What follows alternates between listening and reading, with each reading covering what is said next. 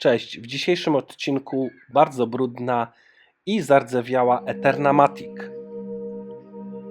Zegarek zupełnie nie działa, pewnie przez rdze, która widoczna jest na rotorze, na elementach regulatora koła balansowego, na mostkach i w ogóle na całym mechanizmie. Oprócz rdzy mamy nawet coś w rodzaju stalaktytów. Jak wspomniałem, zegarek zupełnie nie działa, dlatego zaczynam od demontażu rotora, tak żebyśmy mogli obejrzeć płytę mechanizmu. Na płycie przekładni chodu widać drobinki rdzy.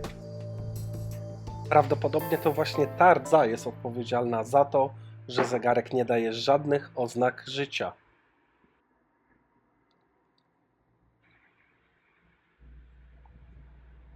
Tu jest taka zapadka, która umożliwia uwolnienie energii, która może być zgromadzona w sprężynie zegarka.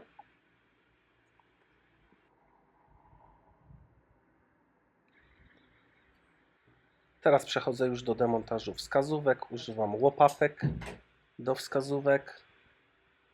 Zdejmuję mostek przekładni chodu. Teraz, gdy ten mostek jest zdjęty, możemy kontynuować inspekcję i sprawdzić, ile rdzy znajduje się pod mostkiem. A co to za meteoryty?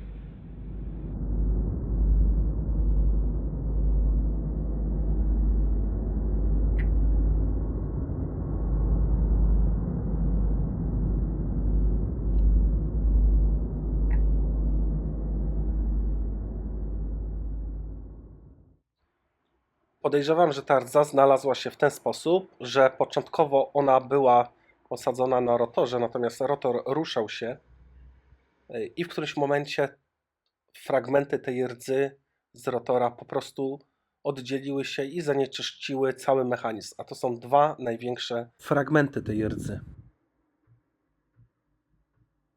W tym momencie, kiedy znalazłem te dwa kamyki w mechanizmie, mógłbym złożyć z powrotem mechanizm i sprawdzić, czy to pomoże, ale postanowiłem, że sprawdzę to później, a teraz zajmę się demontażem i wyczyszczeniem wszystkich elementów. Będę czyścił manualnie, to znaczy najpierw w specjalnym preparacie moczę elementy przekładni chodu w tym przypadku, a później specjalnym pędzelkiem dokładnie czyszczę i co pewien czas sprawdzam, używając lupy, czy element jest dokładnie wyczyszczony. Jest to czasochłonna procedura. Zobaczymy, jakie będą efekty.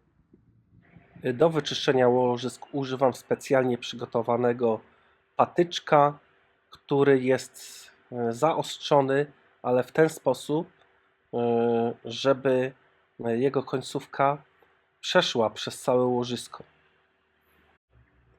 Także co pewien czas kontroluję, czy fragment drewna nie został w łożysku. O, tutaj w tym momencie widać, jak ten przyrząd do czyszczenia przechodzi na wylot łożyska, dzięki temu, że jest mocno zaostrzony. OK, w tym momencie mamy wyczyszczony moduł naciągu automatycznego, elementy przekładni chodu, sprężynę i mostek sprężyny. Czas zająć się rdzą. Najwięcej tej rdzy było na rotorze. Ja używam patyczka drewnianego po to, żeby usunąć tą rdzę. Następnie używam polerki. Przechodzę teraz do oliwienia bębna i sprężyny napędowej. Zakładam dekielek, dociskam dekielek tak, żeby schował się w bębnie. Sprawdzam jeszcze, czy z każdej strony dekielek jest równo zamocowany i mogę założyć bęben sprężyny. Trochę przewinąłem i umieszczam koło wychwytowe w łożysku. I tutaj ważna uwaga. Nie powinniście w ogóle widzieć w tym momencie wychwytu zamontowanego już, czyli powinienem zamontować mostek przekładni chodu z kołem wychwytu, ale sama kotwica powinna być później zamontowana. No niestety z jakiegoś powodu doszedłem do wniosku, że w tym mechanizmie tak będzie lepiej, ale to nieprawda. Lepiej, gdyby on był zamontowany dopiero w tym momencie, mniej więcej. Ta kolejność ma znaczenie, gdyż jeśli się jej nie przestrzega, zwiększamy ryzyko uszkodzenia kamieni, które są zamocowane na wychwycie. Sprawdzam teraz, czy wychwyt nie jest zablokowany, czyli czy odskakuje w jednym i w drugim kierunku. Wszystko wygląda ok. Mogę przystąpić do montażu koła balansowego. I mamy dobrą i złą informację. Dobra jest taka, że koło balansowe działa, zła, że amplituda już na oko jest niedobra, ale jak odwrócę mechanizm, to widać, że amplituda balansu zwiększa się. I odwróćmy znowu mechanizm, zobaczymy, co się stanie. No niestety amplituda zmniejsza się. Zdemontowałem więc wychwyt i oczom moim ukazał się wykrzywiony bolec. On jest wygięty w kierunku widełek kotwicy. Używając pensety, ja go wyprostuję, aby był równoległy do płaszczyzny wychwytu. W międzyczasie muszę jeszcze wykonać inspekcję łożysk koła balansowego. Niestety zestaw łożyska koła balansowego nie chciał się rozdzielić. Poddał się dopiero, gdy nabiłem ten zestaw łożyska na koło wychwytu. Rozdzielenie tego zestawu jest istotne, dlatego że oliwi się ten mały krążek, który jest w tej chwili widoczny na moim palcu. Za chwilę przystąpię do montażu kamieni nakrywkowych, kamieni osi balansu. Po angielsku na taki zestaw, na takie łożysko mówimy kabdziu. Takie łożysko znajduje się na dwóch końcach osi balansu. Te łożyska nie są na stałe przymocowane do mostka balansu i płyty mechanizmu, tylko za pomocą sprężynek Inka Block.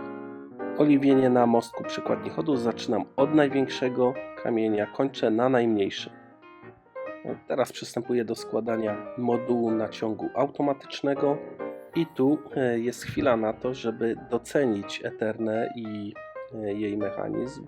Jeśli ten mechanizm przypomina Wam ET2824, czyli jeden z najbardziej popularnych mechanizmów szwajcarskich, no to nic dziwnego, dlatego że ETA inspirowała się dość mocno właśnie konstrukcją Eterny.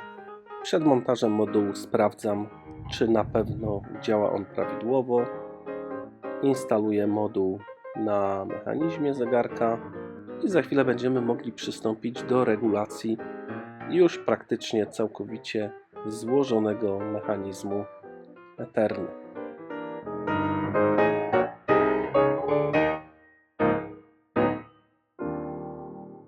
Pierwszy pomiar daje dobry wynik amplitudy pracy balansu 267 stopni, natomiast bit error jest na nieakceptowalnym poziomie. Dla starego mechanizmu wartość poniżej 1 milisekundy jest ok. Mechanizm posiada kilka punktów regulacji dokładności chodu i błędu wychwytu, co daje dużą szansę na poprawę tych wyników. 3,2 milisekundy, czyli 2 milisekundy lepiej. Ale wciąż nie jest to dobry wynik, dlatego kolejna próba regulacji pracy balansu i teraz mamy już znaczną poprawę 0,2 milisekundy. Jest to wynik jak najbardziej akceptowalny. Trochę spadła amplituda do 260, może za chwilę się poprawi. Teraz mogę przystąpić do regulacji dokładności chodu. Przesunąłem dźwignię regulatora i mamy trochę lepsze wyniki, plus 20 sekund na dobę. Amplituda jest ok, 264. Wartość błędu wychwytu nie zmieniła się. Kolejna poprawka dźwigni regulatora balansu dała nam znaczną poprawę, jeżeli chodzi o odchyłkę dobową, plus 3 sekundy, natomiast amplituda spadła.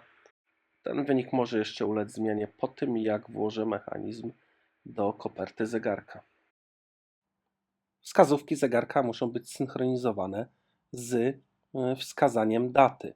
Dlatego ustawiam teraz datownik tak, żeby przeskoczył, co będzie oznaczało północ. Wskazówki nie są jeszcze założone, dlatego włączam stoper, żeby dodać odpowiednią ilość czasu. To znaczy tą ilość czasu, która jest mi potrzebna na to, żeby założyć tarczę i wskazówki. Stoper wskazał 30 minut i tyle dodałem do północy. Gruszką usuwam kurz, a następnie lupą sprawdzam, czy wskazówki nie obcierają o elementy tarczy i siebie nawzajem.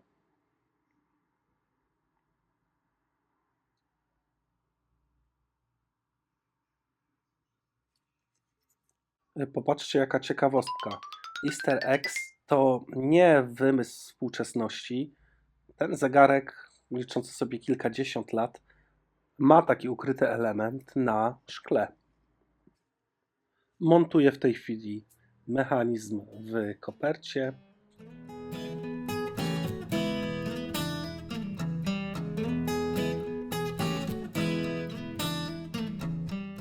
Metoda z wyznaczeniem czasu przez stoper nie jest taka zła.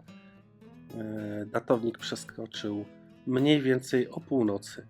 Sprawdzam teraz, czy rotor pracuje bez przeszkód i mogę zakręcić dekiel.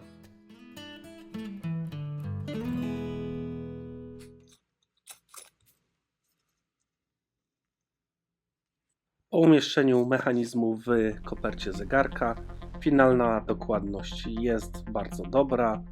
Amplituda balansu 260 stopni. Dobowa dokładność zegarka to blisko 0 sekund. Bit error 0 milisekund, czyli naprawdę te parametry są zacne. Ta Eterna była jednym z zegarków z mojego filmu Zegarki z aukcji do naprawy. Jest już odhaczona, naprawiona. Wcześniej naprawiłem także Omegę. Film z naprawy Omegi jest także dostępny. Zainteresowane osoby odsyłam do materiału na temat Omegi. Link znajduje się w opisie. Jeśli naprawię jeszcze inne zegarki z tego setu, także umieszczę linki w opisie. To wszystko w dzisiejszym odcinku. Może pozwolę sobie jeszcze zachęcić widzów do subskrypcji kanału, jeśli ten materiał się podobał, oraz do pozostawienia lajków. Cześć!